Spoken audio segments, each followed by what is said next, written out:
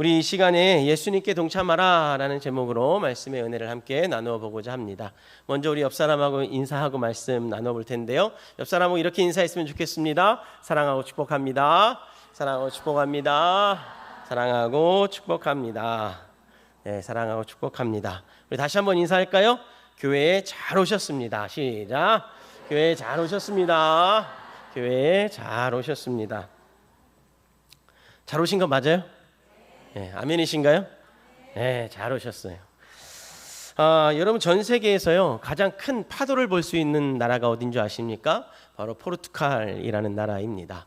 그리고 포르투갈이라는 나라에 나자레라는 곳에 가면 전 세계에서 가장 큰 파도를 마주할 수 있다라고 합니다. 저는 가보진 않았는데요. TV나 뭐 이런 매체를 통해서 본 적이 있어요. 사진을 좀 보여주시면, 와, 멋있어요? 한 장 더 넘겨주실래요? 와, 멋있어요? 실제로 보고 싶으신가요? 그건 아니에요? 사진으로만 보고 싶으세요? 너무 놀랍지 않습니까? 근데 여러분 저게요 진짜래요. 뭐 이렇게 AI로 만들어낸 사진이 아니라 진짜 사진이라고 합니다. 근데 여러분 저 파도가 막 이렇게 부서지는 거 앞에 작은 사람 보이죠? 정말로 무시무시하지 않습니까? 정말로 무시무시한 것 같아요. 저는 저 사진을 보면서 저 사람에게 질문하고 싶은 게 한 가지가 생기더라고요. 뭐였냐면 당신 정말로 구원받았습니까? 라는 걸 한번 묻고 싶어요. 왜냐하면 어떻게 될 것 같아요? 죽을 것 같아요. 죽을 것 같기 때문에 구원의 문제를 좀 죄송한데 확인을 좀 해보면 좋겠다라는 생각이 끊이지 않더라고요. 근데 여러분 저 나자레에서 서핑을 타는 사람들을 이렇게 인터뷰한 기사들이 몇 건 있는데요. 그 기사들을 이렇게 쭉 찾아서 읽어보니까 저 파도 앞에 있던 저 사람들 있잖아요. 서핑하는 사람들의 마음은 기쁨이 가득했대요. 환희가 가득했대요. 짜릿짜릿했대요. 아주 그냥 그 엔돌핀이 너무나도 솟아서 뭐라 표현할 수 없는 감출 수 없는 기쁨이 자기 안에 너무나도 많다라고 하나같이 고백을 하더라고요. 만약 여러분 우리 성도 여러분들의 삶의 여정에 짜릿한 기쁨을 누리고 싶으시다면 정말로 엔돌핀이 몸에 막 팍팍 솟는 그런 놀라운 은혜까지는 아닌데 하여튼 그런 걸 체험하고 싶으시면 포르투갈로 가시기를 주의 이름으로 간절히 부탁을 드리겠습니다. 가서 여러분 짜릿함을 한번 느껴보시는 것도 좋지 않나라는 생각이 되어지네요. 여러분 여행 유튜버랑 그리고 또 박준영이라는 연예인이 있어요. 이 두 연예인이 우리가 좀 전에 사진을 본 저 장소를 방문하는 영상이 유튜브에 있어요. 저 장소에 도착을 해서 일렁이는 파도를 이 두 명이 쳐다봅니다. 그리고 나서 이 연예인이 갑자기 울기 시작을 해요. 이 박준영이라는 연예인이 갑자기 눈물을 흘리며 흐느끼며 울기 시작을 합니다. 그리고 이렇게 이야기를 하더라고요. 미국에서 살면서 인종차별도 많이 받았고 친구도 없는 자신에게 파도 안에만 들어가면 아무도 자신을 괴롭히지 않았고 심지어 파도가 자신의 친구가 되어 주었고 심지어 파도가 자신의 마음에 안식을 주었다라고 고백하는 장면이 있습니다. 사랑하는 성도 여러분, 저 파도는요 서핑하는 사람들에게는 그리고 한 연예인에게는 기쁨이 되고 때로는 안식처가 되어집니다. 그런데 여러분 만약에 제가 저 부서지는 파도 앞에 있는 사람이 만약에 저라면 그리고 만약에 여러분이라면 기쁨이 될까요? 안식처가 될까요? 막 짜릿짜릿할까요? 아니요. 엉엉 울 거예요. 그렇죠? 도망가고 싶을 거고 그 현실을 인정하기 싫을 거예요. 다시 말씀드리면 이 사람들에게는 저 큰 파도가 기쁨이고 안식이고 놀라운 은혜가 될 수 있으나 그런데 여러분 우리에게는 저에게는 만약에 제가 저 파도를 마주하고 있다면 저에게는 엄청나게 큰 환난이고 근심이고 걱정이 되어질 거예요. 여러분 제가 이 파도 이야기로 서론을 시작한 이유는요. 좀 전에 우리가 사진으로 본 파도가 우리의 삶에 환난으로 수도 없이 밀려올 때가 너무나도 많이 있다라는 거예요. 심지어 여러분 개인의 상황과 여건에 따라 크고 작은 환난으로 수도 없이 우리들에게 밀려오기도 합니다. 여러분, 이렇게 환난을 마주하고 삶을 살아가는 우리들인데 우리는 이 환난 앞에 어떠한 삶을 살아갈 수 있을까요? 그리고 또 어떻게 해야 우리는 저 환난 속에서, 저 파도 속에서 나름대로의 평안을 찾고 나름대로의 기쁨을 찾고 나름대로의 안식을 찾으며 삶을 살아갈 수 있을까요? 마치 여러분 오늘 요한계시록에 등장하는 사도 요한처럼 말입니다. 여러분, 오늘 본문 속에서 사도 요한이 보여주었던 그 모습을 다시 한번 발견하기를 원하고요. 또 우리의 삶에 생각하고 또 우리의 삶에 적용해가는 그런 시간이 되기를 주의 이름으로 간절히 축복하겠습니다. 여러분, 오늘 본문인 요한계시록에 대한 이야기를 한번 해보면 많은 사람들이 이 계시록에 대한 오해를 지니고 있습니다. 첫 번째 오해는 너무 어렵다 라는 오해가 있습니다. 무슨 내용인지 도통 이해가 가지 않는다라는 분들도 계시더라고요. 왜냐하면 이 요한계시록이요, 교회 이야기를 조금 해요. 교회 이야기를 조금 하더니 갑자기 환상 이야기로 들어가서 그리고 환상 이야기로 끝이 나고 있기 때문에 그러합니다.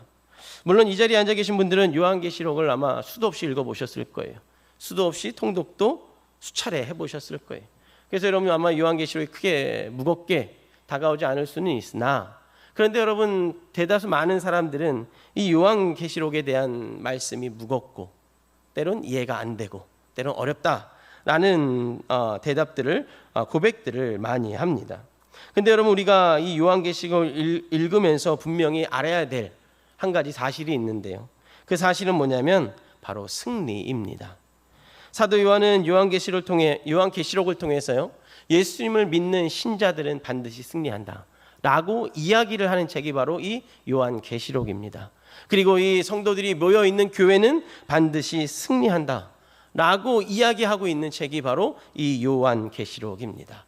성경 맨 마지막에 있는 책, 즉 이 책은 믿는 자들에게, 그리고 믿는 자들이 모여있는 교회에게 승리할 거야, 너희들은 승리자야, 걱정하지 마, 시험과 환난이 올지라도 오늘 하루를 견뎌내면 너희의 삶에 승리가 올 거야 라고 위로해 주는 책임을 여러분 꼭 기억하시기를 바랍니다. 여러분 한번 따라해 보십시오. 우리는 승리자입니다. 네, 성경은 우리들에게 이야기하고 있어요. 너희들은 승리자라고. 그리고 우리 교회는 승리자라고 이야기를 하고 있다라는 거예요. 여러분, 죄로 가득한 세상에 예수님은요, 하늘의 보좌를 버리고 이 땅에 내려오셨습니다. 그리고 십자가의 대속의 죽음을 감당하셨습니다. 예수님의 십자가의 대속의 죽음은 예전의 죄와, 예전에 우리가 지은 죄와, 그리고 또 지금 우리가 짓고 있는 죄, 그리고 또 앞으로 우리가 지을 모든 죄까지 우리 예수님께서는 모든 죄의 값을 대신 갚아 주셨습니다. 그래서 우리는 그 예수 그리스도의 십자가의 은혜를 완전한 은혜라고 믿고 또 고백을 하며 삶을 살아갑니다. 그건 예수 그리스도를 믿는 자, 예수 안에 있는 자는 죄로부터 완전한 승리자라는 것입니다. 그리고 여러분, 이 승리자가 모여있는 교회가 완전한 승리하는 공동체라고 성경은 우리들에게 일러주고 있습니다. 근데 여러분 어떻습니까? 여러분 삶이 진정 승리자이십니까? 매일매일이 여러분 승리함으로 기쁨이 가득하십니까? 하루하루가 나는 오늘도 승리하고 내일도 승리할 거야, 나는 여러분 고백 속에 기쁨으로 삶을 살아가고 계십니까? 사실 여러분 솔직히 고백을 하면 아닐 때가 많죠. 분명히 성경은 우리 보고 승리자라고 하는데, 예수 믿는 자는 승리자라고 하는데, 우리 예수님이 이 땅에 오셔서 지난 죄도 지금의 죄도 앞으로 지을 죄도 다 갚아주셨으니 너희는 완전한 승리자야, 예수 믿으면 완전한 승리자야 라고 이야기를 하는데, 그 승리자 된 우리는 사실 승리자의 삶을 온전히 누리지 못할 때가 너무나도 많이 있다라는 거예요. 설교를 시작하면서 언급했던 큰 파도가 수도 없이 환난으로 몰아치는 삶의 여정 속에 고통과 때론 서름과 때론 눈물을 흘리며 삶을 살아갈 때가 사실 우리 안에 있다라는 거예요. 그럼 여러분, 우리가 알아야 할 것은 승리자로서 이 환난을, 이 파도를 어떻게 이겨낼 수 있을까를 여러분 우리가 알아야 할 것입니다. 다가오는 파도 앞에 파도가 무서워서 벌벌 떨며 엉엉 우는 우리의 삶이 아니라 그 환난 위에서, 그 파도 위에서 서핑을 타면서 때로는 기쁨을 누리고 때로는 평안을 누리고 때로는 화평을 누리는 삶을 살아가는 방법이 여러분 우리 안에 있어야 한다라는 겁니다. 때로는 연예인의 고백처럼 저 무시무시한 파도가 내 몸을 감쌀 때 그것이 안식이 되어지는, 저 무시무시한 파도가 환난이 나의 삶에 들어닥칠 때 그것이 환난이 아니라 때론 내 삶의 안식이 되어지는 놀라운 은혜를 누리며 승리자의 삶을 살아갈 방법을 우리가 찾아야 한다라는 거예요. 여러분, 우리는 뭐라고요? 승리자예요. 예수 그리스도의 은혜로, 십자가의 완전한 대속의 은혜로 얻은 승리의 삶을 살아가는 자예요. 그러니 여러분, 그 승리자의 삶을 살아가야만 하는 방법을 우리가 알고 있어야 되는 거죠. 여러분, 오늘 우리가 읽은 이 요한계시록, 특히 1장 9절은 우리들에게 그 이야기를 하고 있어요.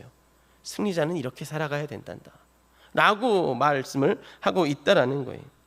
여러분, 말씀을 좀 보면 이렇습니다. 요한은요, 지금 뜻하지 않은 환난의 자리에 있습니다. 무시무시한 자리에 있어요. 요한은 뜻하지 않게, 예비치 않게 유배지 반모섬에 지금 갇혀 있습니다. 고통의 현장이죠. 환난의 현장입니다. 어둠과 지침과 우울함의 현장 속에 요한은 서 있습니다. 이렇게 뜻하지 않은 환난 속에 놓이게 되면 여러분 어떤 생각이 드십니까? 여러분에게 시험과 환난이 있잖아요. 여러분, 그 시험과 환난이 여러분에게 다가왔어요. 그럼 여러분에게 다가오는 시험과 환난 앞에 여러분은 어떤 생각을 하고 계십니까? 어떤 생각을 갖고 그 시험과 환난을 맞이하고 계십니까? 아마 두 가지 정도 생각하실 수 있을 것 같은데요. 첫째는 뭐냐면 자신의 생각을 먼저 생각하게 될 것 같아요. 나에게 시험이 오고 나에게 환난이 오면 내 모습을 생각을 하죠. 내가 무슨 잘못을 졌나? 내가 무슨 죄를 지었나? 하나님께 내가 뭘 잘못했길래 라는 여러분 질문을 하지 않겠습니까? 물론 여러분 이러한 생각이 나쁘다는 건 아니에요. 이러한 생각이 틀리다는 건 아니에요. 그런데 여러분 기억하셔야 될 건 뭐냐면 이러한 생각에 내가 꽉 사로잡혀 있으면 자칫 잘못하면 주님이 나를 얼마나 사랑하는지를 잊어버리게 되어짐을 여러분 꼭 기억하셔야 돼요. 그리고 여러분 자신을 정죄하며 스스로 절망의 자리에 설 수 있음도 여러분 꼭 기억하셔야만 합니다. 물론 여러분 나의 잘못으로 인해서 환난이 찾아올 수 있어요. 시험이 찾아올 수 있고요. 어려움이 찾아올 수 있어요. 그러나 여러분 그 상황 속에서도 하나님은 나를 향한 계획을 이끌어가고 계신다라는 거예요. 그런데 우리가 그 환난에 집착하면 그 계획을 잊어버려요. 그 사랑을 잃어버려요. 내가 그 메시지를 찾을 생각을 하지 못하고 어이구 어리석은 놈, 어이구 어리석은 놈 이러면서 탄식하며 그 자리에 주저앉을 수 있다라는 거예요. 사랑하는 성도 여러분, 환난은요 나에게 아픔과 고통을 주기 위한 목적이 있는 것이 아니라 그 환난을 통해 내가 하나님 앞에 다시금 세워지기를 원하는 것이 하나님의 목적임을 여러분 꼭 믿으시고 기억하시기를 주의 이름으로 간절히 축복하겠습니다. 여러분 환난이 오잖아요. 시험이 오잖아요. 어려움이 오잖아요. 그러면 아이고 내가 무슨 잘못을 했나. 여러분 가슴을 치기 전에 하나님이 나를 향한 계획이 있겠지. 하나님이 나를 향한 사랑을 드러내 보이시겠지. 나는 여러분 그런 마음으로 하나님 앞에 먼저 다가가셔야 함을 여러분 꼭 기억하시기를 바랍니다. 여러분 환난 앞에요 우리가 반응을 보이는 또 다른 모습이 있어요. 그것은 뭐냐면 수긍의 모습인 것 같아요. 수긍의 모습. 환난이 오면 자신 앞에 닥친 환난이 오면 그렇지요 하나님 제가 다 잘못했습니다. 뭐 묻지도 따지지도 않고 하나님 아무 말씀도 하지 않았는데 그냥 무조건 고개 숙이는 거예요. 그러면서 고백하죠. 하나님 내가 다 잘못했습니다. 그러면서 환난을 다 받고 서 있는 우리들의 모습이 간혹 있어요.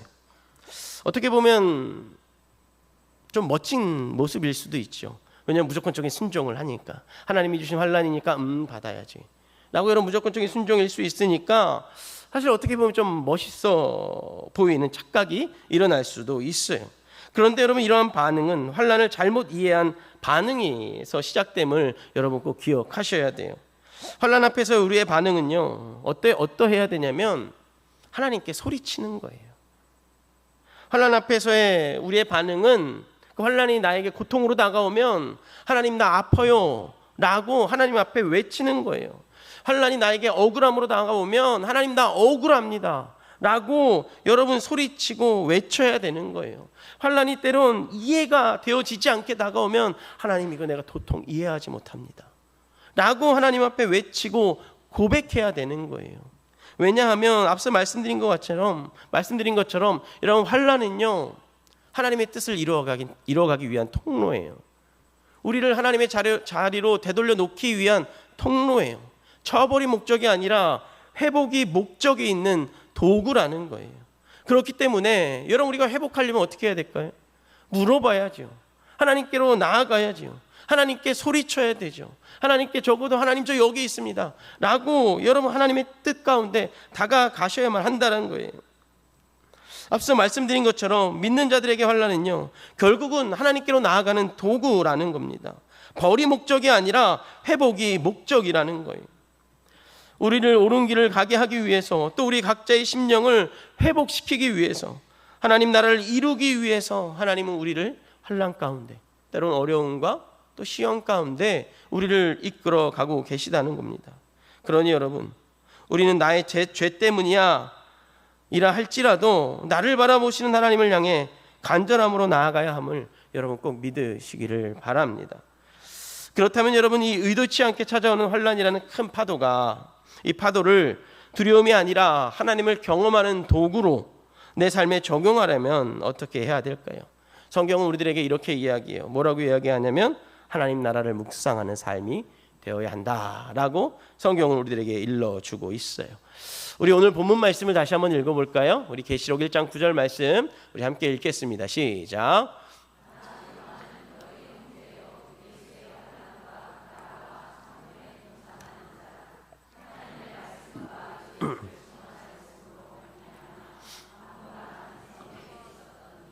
아멘.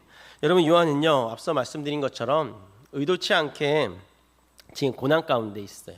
반모라는 섬에 유배지에 가서 있습니다. 그 고난 가운데서 요한은 자신의 삶을 지금 소개하고 있는 거예요. 뭐라고 소개하냐면 너희의 형제요 예수의 환난과 나라의 참음에 동참한 자라고 이야기를 합니다. 그리고 그 환난은 예수 그리스도를 증언함으로부터 기인되었다라고 이야기를 합니다.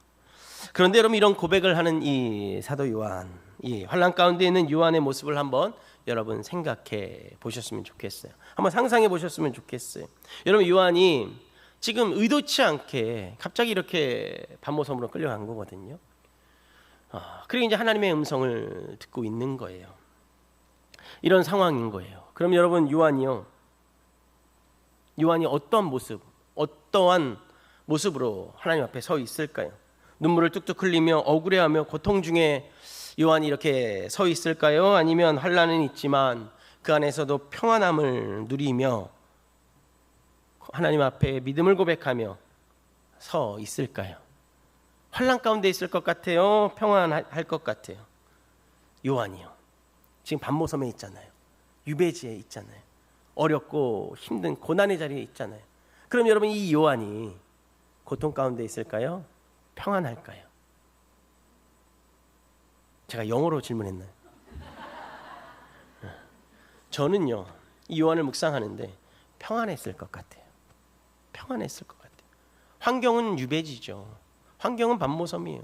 아주 정치범들이 우글우글한 그 섬에 가만히 서 있는 요한이지만, 힘들고 지치고 외로움이 가득한 요한이지만, 그럼에도 요한은 평안했을 것 같아요.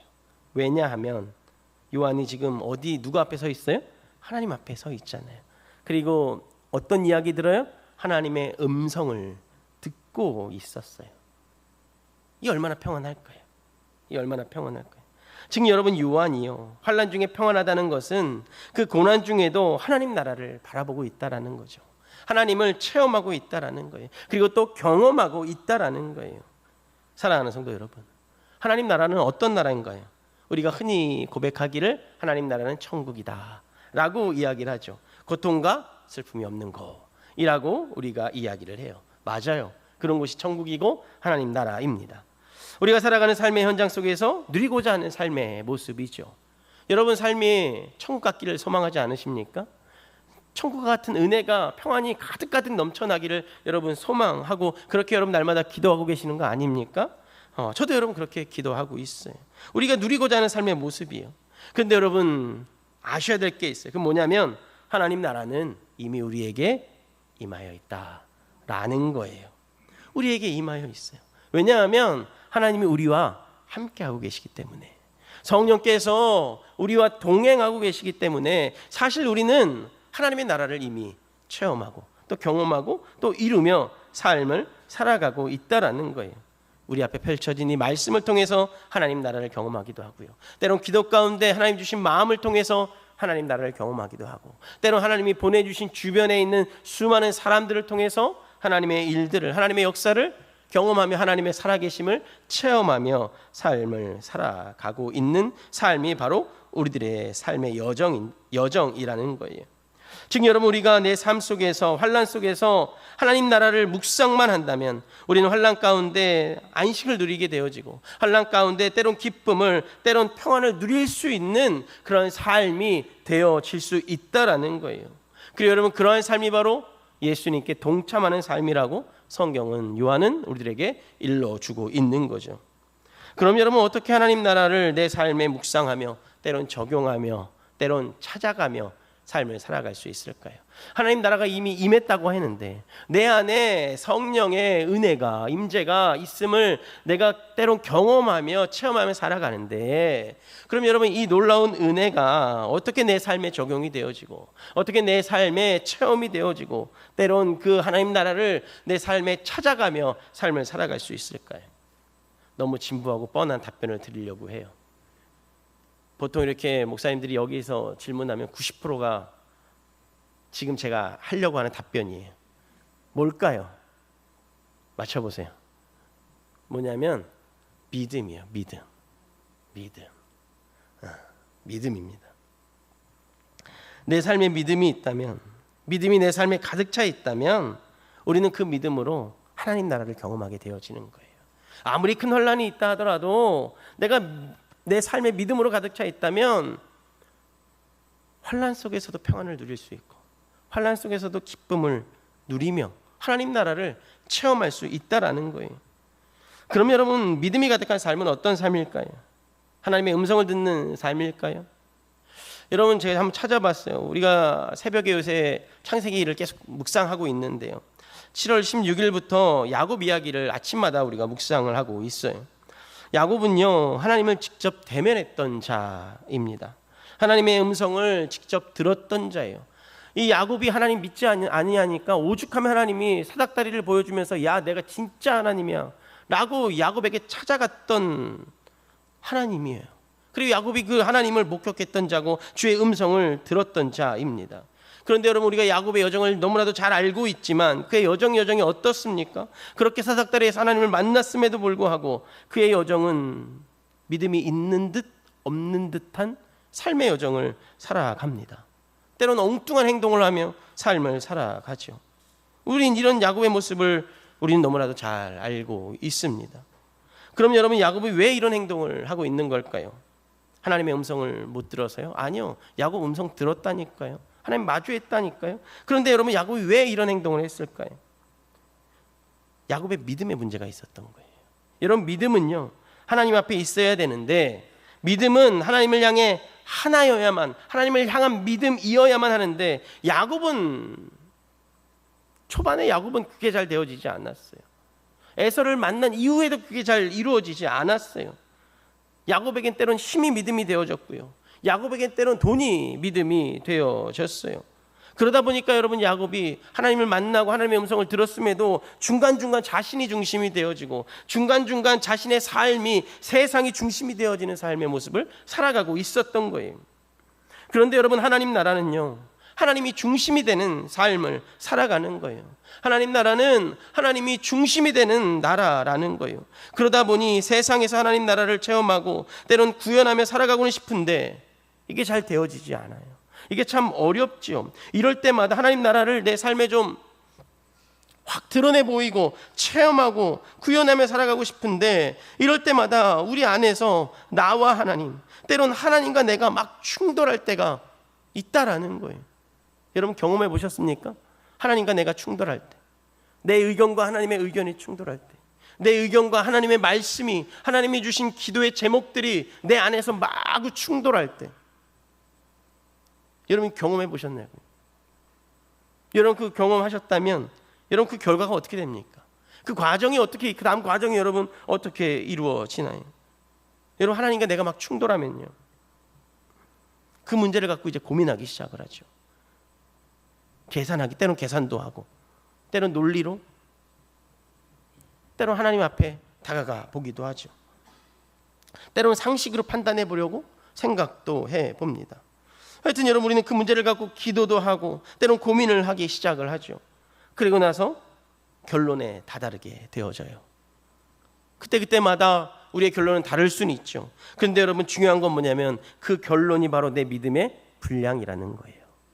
하나님과 내가 이 안에서 충돌할 때, 그리고 그거 가지고 고민하면서 하나님 앞에 기도하며 나아갈 때, 그리고 나서 결론을 얻었을 때 그 결론의 모습이, 때론 그 결론의 모양이 내 믿음의 크기요, 내 믿음의 분량이라는 거죠. 즉 여러분 내 믿음의 분량이 크면 그만큼 내 삶의 환경은 변함이 없어도 하나님의 나라를 경험하는 놀라운 은혜가 펼쳐지는 거죠. 아무리 싸워도 하나님의 나라가 내 안에 크면 하나님의 나라를 경험하는 거예요. 근데 만약에 반대라면, 믿음의 분량이 조금 작다면, 조금 부족하다면 우리는 하나님 나라를 믿음이 큰 사람보다는 덜 체험하게 되어지는 거죠.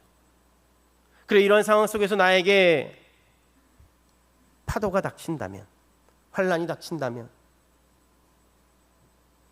그것은 때론 두려움으로, 그것은 때론 무서움으로, 그것은 때론 억울함으로 다가올 수 있다라는 거예요. 사랑하는 성도 여러분, 하나님 나라를 체험하고 싶으시죠? 여러분 삶의 여정마다 하나님 나라가 체험되어지고 고백되어지고 싶지 않으십니까? 여러분 그렇다면 하나님 나라를 체험하는 그 믿음 좋은 사람들을 부러워할 것이 아니라 여러분 내 믿음의 넓이를 한번 키워가시기를 주의 이름으로 간절히 부탁을 드리겠습니다. 여러분 큰 파도와 같은 환란 속에서 내가 그 환란으로 평안으로 기쁨으로 맞이하기 위해서 우리가 묵상해야 될 것 두 번째는 뭐냐면, 적용해야 될 것 두 번째는 뭐냐면 참음이에요. 참는 거예요. 환란 앞에 우리의 모습이 첫 번째가 하나님 나라의 삶이었다면 두 번째는 참는 겁니다. 하나님 나라를 소유한 채 세상 가운데 참아내는 거예요. 여러분 오늘 본문 말씀 다시 한번 읽어볼까요? 우리 1장 9절 말씀이죠. 우리 같이 한번 읽겠습니다. 시작.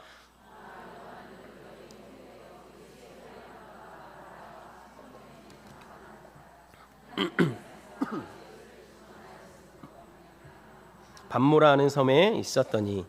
아멘. 여러분 앞서 말씀드린 것처럼 지금 이 본문 속의 요한은요 생각하지도 못한 고난 가운데 서 있습니다. 그러면서 예수님께 동참하려면 환난도, 하나님의 나라도, 그리고 그로 인해 일어난 다양한 상황 속에서 일어난 일들 속에 참음으로 감당해야 된다라고 우리들에게 일러주고 있습니다.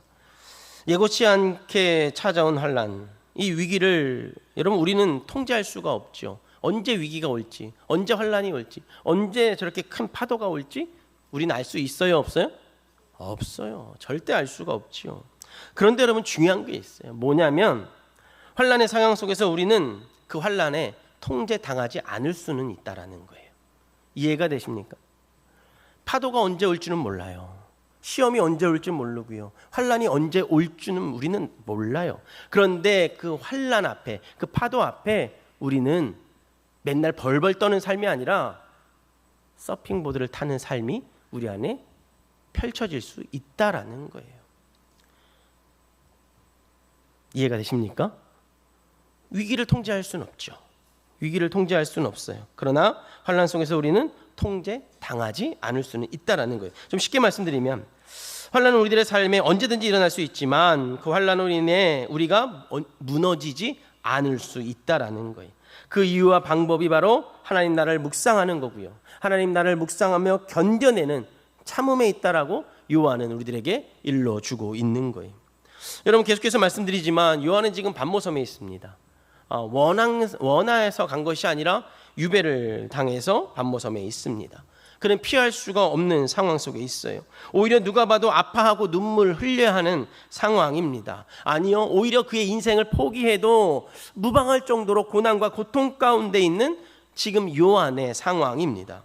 그러나 여러분, 그는 당당히 자신이 예수 그리스도를 전하는 삶에 동참한 자라고, 이 환난 속에 있지만 그럼에도 참음으로 서 있다라고 우리들에게 일러주고 있는 거예요. 그러므로 인해서 하나님 나라를 체험하고 있다라고 일러주고 있는 거예요. 그럼 여러분, 어떻게 이 환난 속에서 참음을 선택할 수 있을까요? 어떻게 이 어려움 속에서, 고통 중에 요한은 참음을 선택할 수 있었을까요? 여러분, 우리가 좀 전에도 말씀을 드렸지만, 여러분, 요한이 반모섬에 있는 모습을 좀 상상해 보십시오. 요한이 지금 유배지 복판에 서 있어요. 누구 하나 의지할 수 없는 상황입니다. 그런데 요한에게 하나님의 음성이 들리기 시작해요. 자신이 셀 수 없이 사랑을 고백했던 그 하나님의 음성이 들리는 거예요. 자신이 셀 수 없이 믿음을 고백했던 그 하나님의 음성이 자기의 귀에 막 들리는 거예요. 때론 그 하나님 앞에 은혜를 수도 없이 구했는데, 그 은혜를 구했던 하나님의 음성이 이 고난 가운데 있는 자신에게 막 하나님의 음성이 들리기 시작을 하는 거예요. 귀에 들려오기 시작하는 거예요. 사실 여러분, 하나님의 음성이 들려와도 우리는 어쩌면 위기를 통제할 수는 없을 거예요. 그런데 여러분, 위기의 상황 속에서 통제당하지 않을 수는 있다라는 거예요. 요한이 지금 그 모습을 우리들에게 보여주고 있는 거예요. 환난 앞에서 내 인생이 산산조각나지 않을 수 있는 모습을 우리들에게 요한이 보여주고 있는 거예요. 그것은 바로 어떤 모습이냐면, 우리가 내 앞에 펼쳐진 하나님의 말씀을 붙잡고 참아내는 모습인 거예요. 말씀을 붙잡고 견뎌내는 모습인 거예요. 나에게 들려진 말씀들을 붙잡고 견뎌내고 은혜들을 붙잡고 참는다면, 여러분, 그 환난의 자리에서 우리는 하나님의 나라를 경험하게 될 거고요. 그 하나님 나라를 경험함으로 인해서 우리는 내 앞에 집채만한 파도가 몰려와도 내 삶은 평안하고, 내 마음속에 큰 근심과 걱정거리가 한가득 놓여 있어도 내 마음은 평안할 수 있다라는 거예요.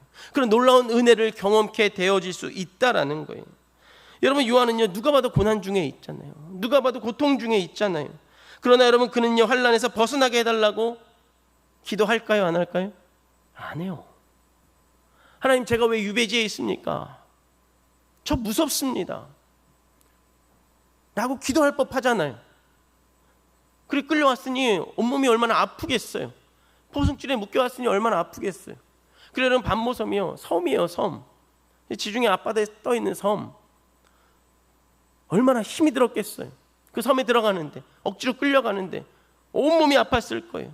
얼마나 억울하고 비참하고 배도 고프고 말할 수 없는 상황이라고요. 근데 여러분, 요한은요, 그 환난에서 벗어나게 해달라고 기도하지 않는다라는 거예요. 기도하는 장면이 없어요. 여러분, 그 이유가 무엇일까요? 누가 봐도 요한은 환난인데, 누가 봐도 요한은 고통인데, 지금 요한 자신은 평안하다는 거예요. 하나님 나라를 경험하고 있기 때문에, 참음으로 인해서 하나님 나라를 이루어가고 있기 때문에 자신은 평안하다는 거예요. 이 반모섬에 유배지에 있어도 지금 요한은 하나님으로 인해서 평안하다는 거예요. 물론 눈에 보이는 반모섬은 삶은 편안하지 않을 수는 있죠. 편안하진 않을 수 있어요. 그러나 여러분, 요한은요, 하나님으로 인해 평안할 수 있다고 우리들에게 일러주고 있는 거예요. 다시 말씀드리면, 그가 자신의 삶 속의 상황 속에서 참음으로 나아갈 때 그는 하나님의 음성으로 인해서 평안할 수 있다고 우리들에게 일러주는 거예요. 사랑하는 성도 여러분, 여러분들에게 시험과 환난이 있습니까? 큰 문제와 고민과 역경이 있습니까? 두려움과 떨림이 있습니까? 여러분, 그 상황이 변화되진 않을 수 있어요. 내가 아무리 그 문제를 가지고 기도해도 하나님 그 상황 속에 그 상황을 없애주시지 않을 수는 있어요. 그런데 중요한 건, 내가 기도하고 있다면, 내가 하나님 나라를 묵상하고 그 문제 앞에 서 있다면, 내가 참음으로 하나님 나라를 바라보며 그 문제 앞에 서 있다면, 집채만한 파도가 나를 덮칠지라도 나는 평안할 수 있다라는 거예요. 나는 기뻐할 수 있다라는 거예요. 때론 연예인이 고백했던 것처럼 나는 집채만한 파도 앞에 안식을 누릴 수 있다라는 거예요. 이게 여러분, 믿는 자의 삶이라는 거죠.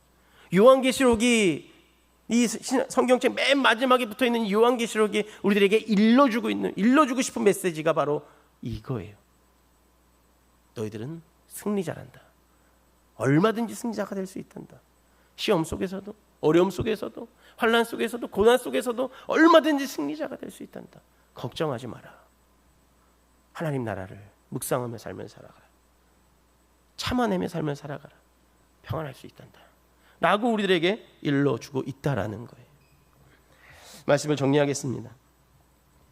오늘 본문에서요, 바라본 요한은 누구보다 환난 그 자체에 있어요.